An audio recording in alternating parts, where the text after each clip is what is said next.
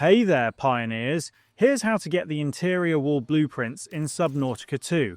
Have you ever wondered while building your base if it's possible to place walls inside a single room prefab? Like turning one large room into multiple smaller sections. That's exactly what the interior wall blueprints are for. To find them, start swimming northeast at around 15 degrees on your compass. Keep moving straight and avoid making unnecessary turns. Just make a direct path toward that direction so you won't lose your way.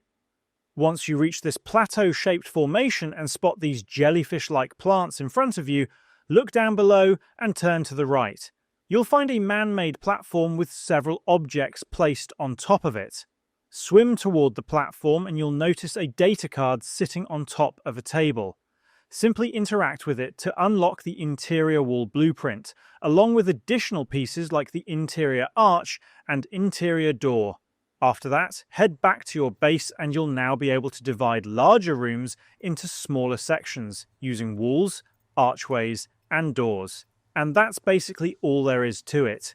If this video helped, please leave a like or comment and subscribe to the channel for more straightforward guides. Thanks for stopping by, and I'll see you in the next side quest.